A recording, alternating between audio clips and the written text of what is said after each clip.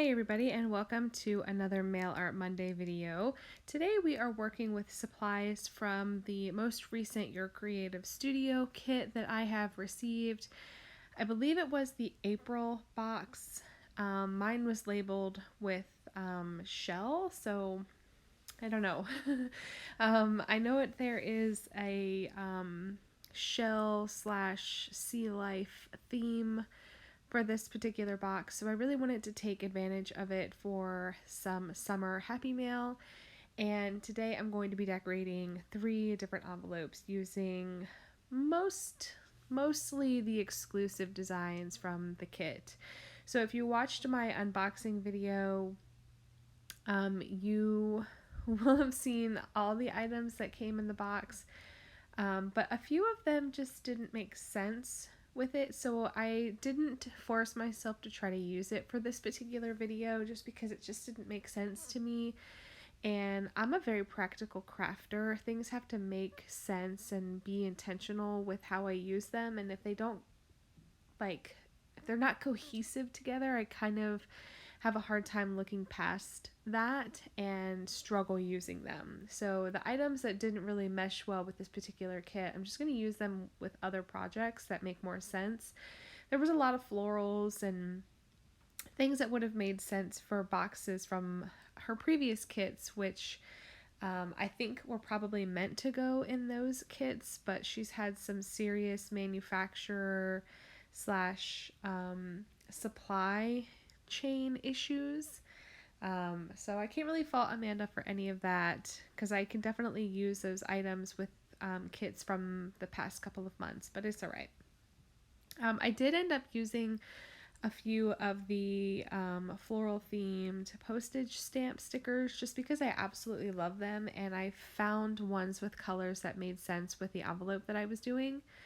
So that was really nice. And when I first opened it, this little pack of ephemera didn't really make sense. But once I opened it and looked more at in depth with it, I realized that there was sort of a beachy, oceany, watery vibe with some of the bigger pieces, like the one I'm showing here. So I felt bad for casting judgment when I first unboxed it because it did make more sense once I actually pulled it out and started looking more in depth at it, and I used most of the supplies or most of the items in that pack, so that's really fun.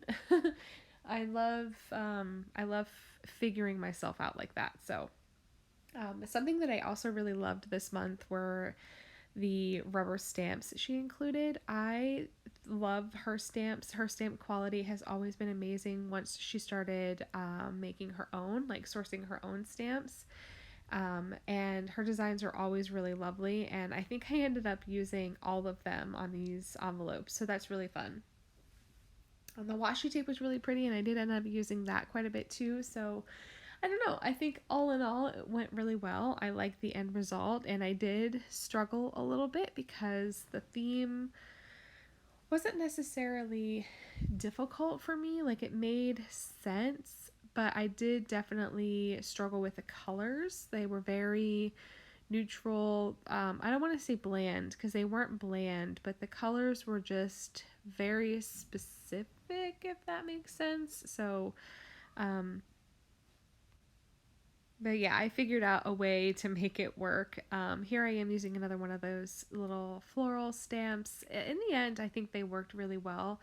And I'm glad that I was able to use them, but I was definitely worried at first.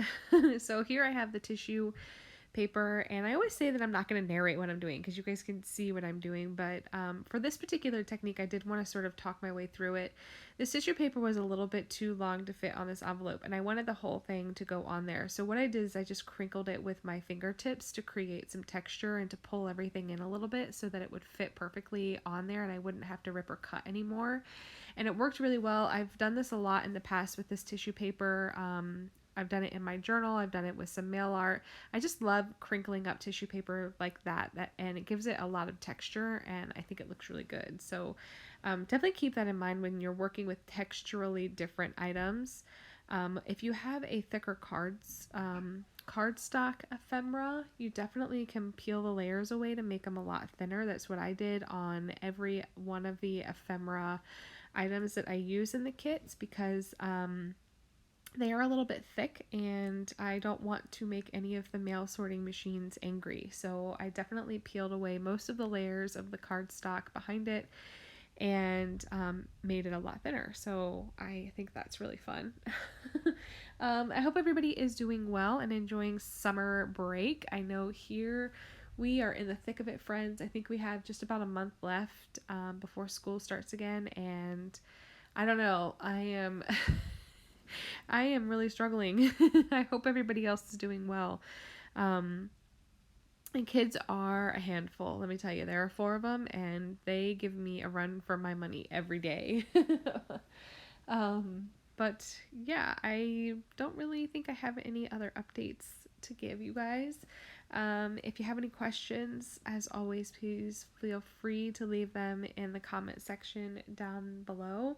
I will leave everything you need to find your creative studio down below as well if you are interested in getting any of her boxes or becoming a subscriber so you don't miss any of them. And that's basically it. I'm going to bring it in close so you guys can see them. Subscribe if you are not already, and I will catch you guys later. Thanks. Bye.